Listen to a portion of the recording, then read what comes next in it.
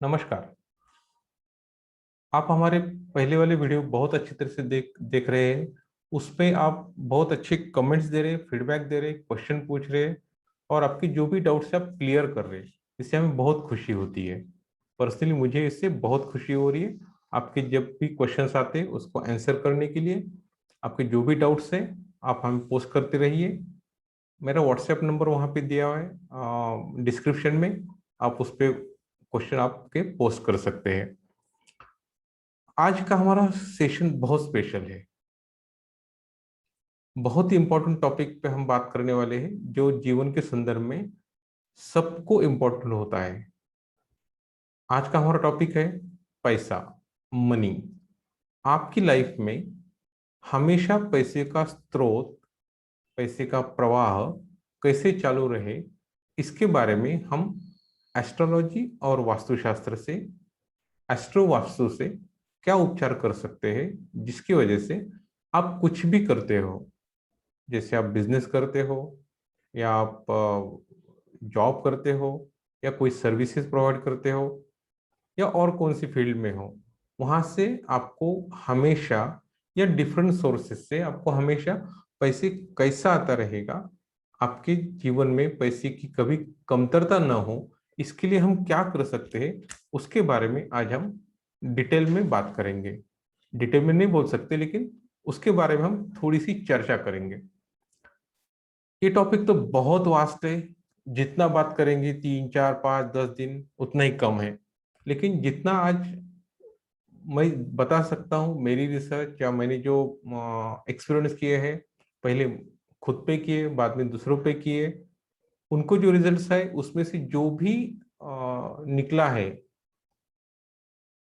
वो अब आज मैं आपके सामने रखने वाला हूँ।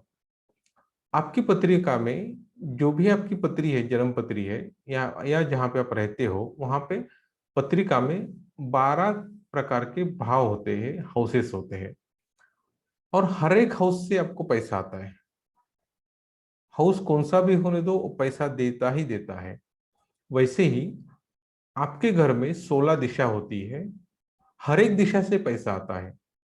दिशा कौन सी भी होने दो पैसा आएगा ही आएगा। लेकिन उसका तरीका क्या रहेगा, पैसा लाने के लिए वो दिशा को एक्टिवेट कैसे करना है या आपके हाउस को एक्टिवेट कैसे करना है, उसके बारे में थोड़ी आज चर्चा करेंगे। पैसे के लिए सबसे इंपॉर्टेंट हाउस रहता है आपकी पत्री में सेकंड हाउस, जहां से पैसा और फैमिली प्रॉपर्टीज देखी जाती है। फैमिली और पैसे की उसके एट्रीब्यूट्स है। अगर आपका सेकंड हाउस एक्टिवेट है तो आपके जीवन में पैसा आना ही आना है। फिर वो कौन से भी संदर्भ से आए, कौन से भी बिजनेस से आए, कौन से भी माध्यम से आए, आपके जीवन में पैसा आना ही आना है। जैसे किसी की पत्री में मैं एग्जांपल दे रहा हूँ, वीनस एक सेकंड हाउस का लॉर्ड है और वीनस एक्टिवेट करता है फर्स्ट, सेकंड, 10th और 11th, जो हाउसेस में आपको पत्रिका एग्जाम्पल के तौर पे हम ले रहे हैं। तो फर्स्ट हाउस है खुद का, सेकंड हाउस है पैसे का, फैमिली का, 10th हाउस है बिजनेस का और 11th हाउस है प्रॉफिट्स का। तो आपके पास जब खुद आप बिजनेस करोगे तो आपके बिजनेस में आपको पैसा मिलेगा और प्रॉफिट भी होगा। दो बातें बहुत डिफरेंट है, पैसा मिलना और प्रॉफिट होना, ये दोनों बातें बहुत ही डिफरेंट है। दोनों को क्लब मत करना। सपोज आप एक शॉप चला रहे हो, आपके पास इनकम आ रही है लेकिन आपको वो देने में जा रही है, जैसे लोन की किस्त है या सैलरीज है या कुछ टैक्सेस है, गवर्नमेंट के जो भी टैक्सेस रहते हैं वो देने में जा रहा है, तो आपका प्रॉफिट नहीं हो रहा है। मीन्स आपका 11th हाउस आपको ट्रबल कर रहा है, आपको प्रॉब्लम कर रहा है। जिसकी पत्री में, जैसे हमने एग्जांपल लिया है, वीनस एक राशि का हाउस का लॉर्ड है, second, first, second, 10th and 11th। Means business से आपको पैसा है, खुद जब बिजनेस करोगे तब पैसा आएगा। जब 11th हाउस एक्टिवेट होगा तो आपको प्रॉफिट होगा। अगर 11th हाउस एक्टिवेट नहीं है तो आपको प्रॉफिट होने की चांसेस, संभावना कम हो जाती है। नहीं होती ऐसा नहीं है, कम होती है। तो फर्स्ट हाउस देता है खुद, सेल्फ, मैं बिजनेस करूंगा, मुझे पैसा चाहिए। जहां पे मैं आता है वहां पे फर्स्ट हाउस आता है। सेकंड हाउस होता है जो पैसे के संदर्भ में है, वो होता है family and money. Third house होता है आपका प्रेजेंटेशन, कम्युनिकेशन। अगर आप कम्युनिकेशन करते हो या स्पीच डिलीवरी करते हो तो उससे आपको पैसा आता है, या आप काउंसलर है तो उससे पैसा आएगा। फोर्थ हाउस होता है आपकी मदर का और प्रॉपर्टीज का, वहां से आपको पैसा आ सकता है। फिफ्थ हाउस होता है हीलिंग का, जैसा मैं हीलिंग सर्विसेज में हूँ, तो मेरा फिफ्थ हाउस एक्टिवेट जब रहेगा या मेरा एक्टिवेट है तब मुझे पैसा कंटिन्यूअसली हीलिंग से आता है। Second, fifth and 11th।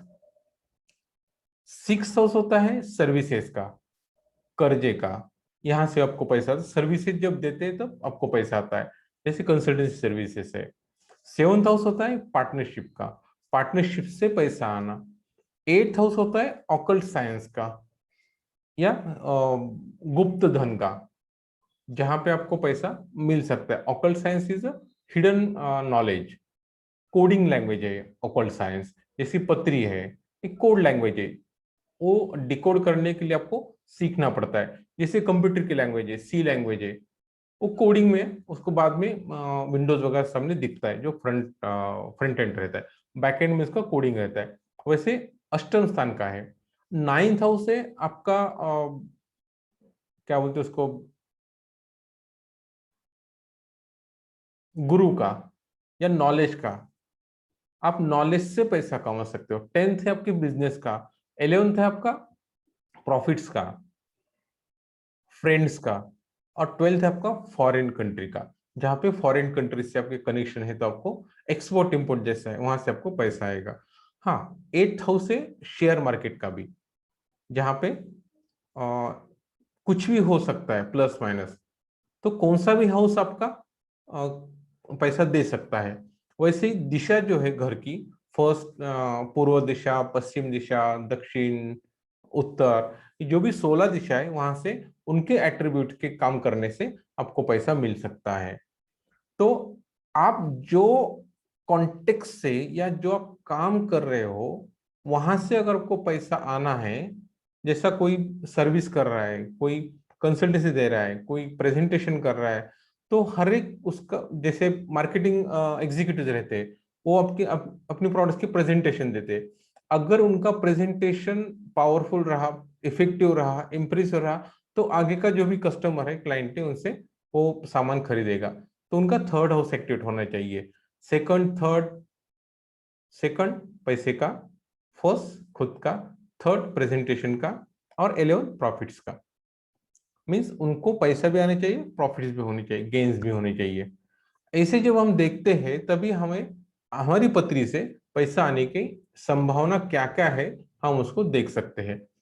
अब मैं थोड़ा आगे जाता हूँ, राशि कौन कौन सी है जो काम करने से, या राशि पैसे के संदर्भ में राशि क्या काम करती है। जैसे फर्स्ट राशि है मेष राशि, वो आपको तुरंत समाधान देने की, क्विक सॉल्यूशंस और सिक्योरिटी। इससे मेष राशि जिसकी है वहां से उसको पैसा आएगा। वृषभ राशि, सेकंड राशि जो है, वो आपको कंटिन्यूटी रहती है।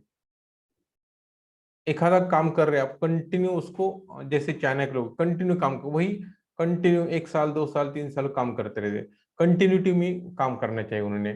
थर्ड है मिथुन राशि, जो मीटिंग करती है, बाद में नेटवर्किंग करती है, वहां से पैसा आएगा। फोर्थ है आपकी कर्क राशि, आप इंस्टीट्यूट केयर से पैसा कमा सकते, जैसा कोई वृद्धाश्रम चलाता है या छोटे बच्चों का चलाता है, वहां से अगर वो कर्क राशि के व्यक्ति है तो वहां से उनको अच्छा पैसा आएगा। फिफ्थ है सिंह राशि, जो अधिकारी राशि है, आदेश देना या टैक्सेस कलेक्शन में, वहां से पैसा आ सकता है। सिक्स्थ है कन्या राशि, वहां से आपको ठीक ठाक सब रख रखाव अच्छा रहेगा, सेवा करना है, क्लासिफिकेशन करना है, क्लीनिंग करना है, या कोई प्रोसेसिंग करना है, वहां से पैसा आ सकता है। सेवन, सेवन जो है वो तुला राशि है, सब तोल मोल के उनका रहता है, फाइन ट्यूनिंग करते हैं, लास्ट जो ये रहता है उसका फाइन टचअप रहता है, वहां से आता है।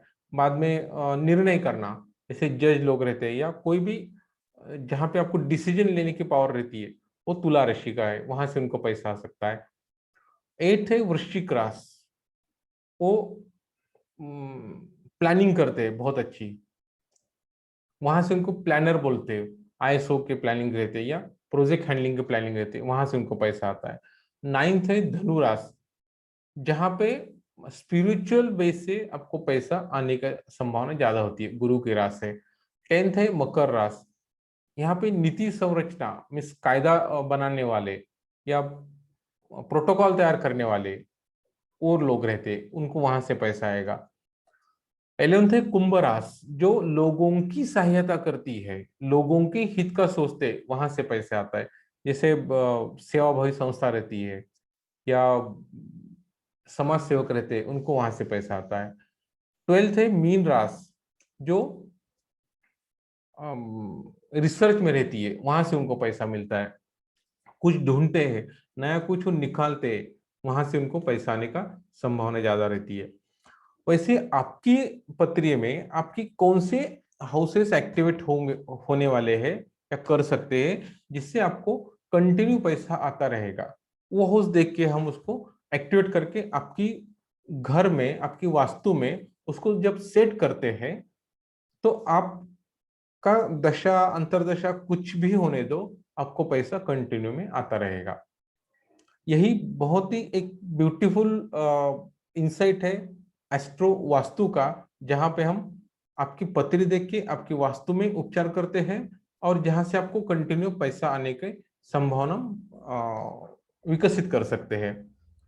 ये करने से पैसा आएगा नहीं, ये करने से संभावना बढ़ेगी, आपको वे आउट्स मिलने चालू हो जाएंगे, जिससे आपको पैसा मिलने की उम्मीद है। लेकिन कर्म तो करना ही पड़ेगा। जैसे गीता में भगवान श्री कृष्ण ने कहा है, अर्जुन तू तेरा कर्म कर, तू तेरा कर्म कर, तुझे यश देना है वो मेरी जिम्मेदारी है। आपको कर्म करना पड़ेगा, आपकी वास्तु आपको सपोर्ट करेगी, यूनिवर्सल एनर्जी के साथ उसको हम सिंक करेंगे।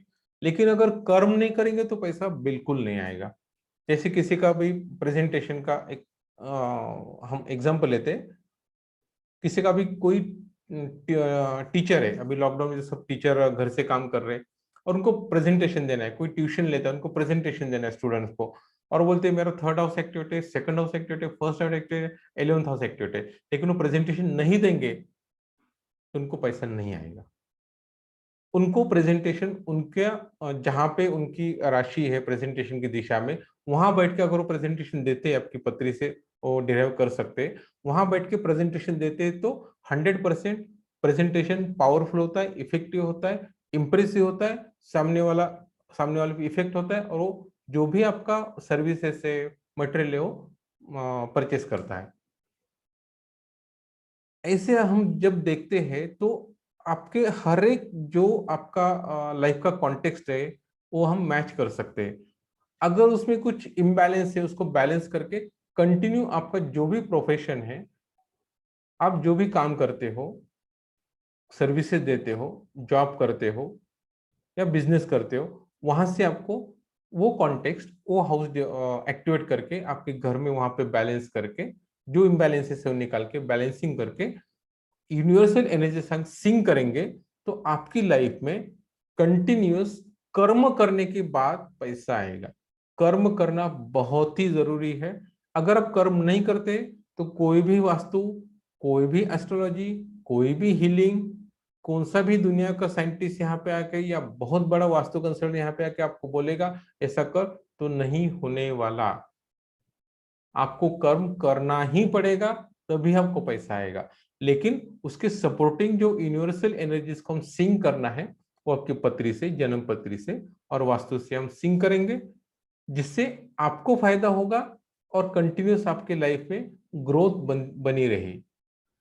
इसके बारे में हम एक 3-4 साल से हम एक प्रयोग कर रहे हैं। बहुत सारे हमारे जो साधक है उन्होंने ये इसके अनुभव लिया है। अमावस्या के दूसरे दिन, इसका वीडियो भी आपको शेयर करूंगा, लिंक भी देता हूं मैं आपको। अमावस्या के दूसरे दिन आपकी बैंक का, आपके अकाउंट का एक चेक निकालना, उसको क्रॉस कर देना सिक्योरिटी के लिए, वहां पे आपका नाम लिखना, और जो दिन का आप चेक तैयार कर रहे हो उस दिन की वो डेट लिख देना। सपोज कल अमावस्या होगी 30 को और आज 1 अप्रैल है, तो 1 अप्रैल की वहां पे डेट होनी चाहिए। आपके लास्ट मंथ का जो भी इनकम है, जैसा कोई सर्विस करता है या नौकरी करता है तो उनकी सैलरी, सपोज उन्होंने कुछ रेंट पे दिया है तो रेंटल इनकम या दूसरा शेयर मार्केट इनकम, जो भी कल तक का इनकम है उसको 10% बढ़ा के आप वहां पे अमाउंट लिख दो।